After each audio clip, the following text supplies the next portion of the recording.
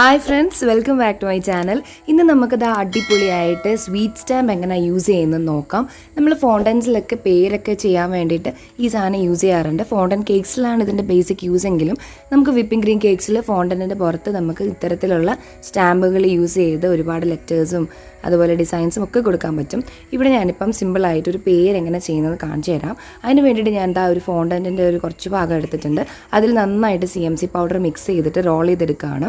അപ്പോൾ റോൾ ചെയ്യുന്ന സമയത്ത് ആ ഒരു ക്ലോത്തിൽ കോൺഫ്ലോർ ഇങ്ങനെ ചെയ്യുവാണെന്നുണ്ടെങ്കിൽ ഒരുപാട് ഇങ്ങനെ ഡസ്റ്റി ആവാതെ ഇരിക്കും. അപ്പോൾ നമുക്ക് ആവശ്യമുള്ള ഷേപ്പിൽ ഇതൊന്ന് പരത്തിയെടുക്കാം. ഇനി നമുക്ക് ഇതിൽ നിന്ന് ആവശ്യമുള്ള ലെറ്റേഴ്സൊക്കെ ഇളക്കിയെടുക്കണം.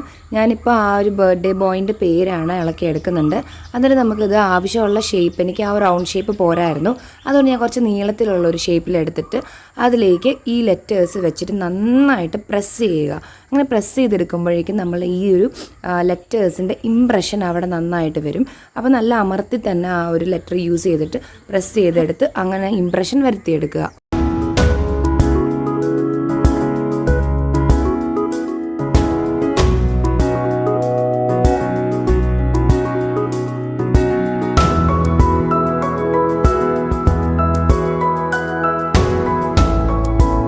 ഇനി നമുക്ക് സിമ്പിളായിട്ട് അതിൻ്റെ സൈഡ്സൊക്കെ ഒന്ന് ട്രിം ചെയ്ത് കൊടുക്കാം.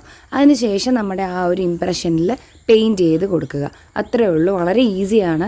നമുക്ക് എഴുതാനൊക്കെ പ്രയാസമുള്ള ആൾക്കാർക്കൊക്കെ ഇത് ഭയങ്കര യൂസ്ഫുൾ ആയിരിക്കും. അപ്പോൾ ഇങ്ങനെ ചെയ്യുമ്പോൾ നല്ലൊരു ഡിഫറെൻറ്റ് ലുക്കും കിട്ടും. അപ്പോൾ ഞാൻ ആ ഒരു ഇംപ്രഷനിൽ പെയിൻറ്റ് ചെയ്ത് കാണിക്കാം. അപ്പോൾ ഈ ഒരു പെയിൻറ്റ് ബ്രഷ് നമുക്ക് ആ ഒരു ബോക്സിൽ അവൈലബിൾ ആണ്.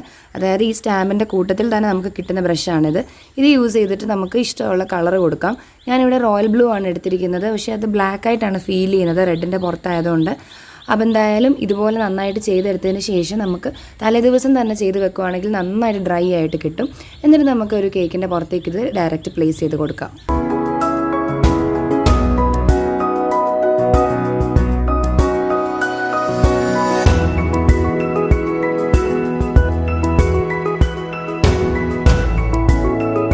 അപ്പോൾ ഈ വീഡിയോ നിങ്ങൾക്ക് യൂസ്ഫുൾ ആയെന്ന് വിശ്വസിക്കുന്നു.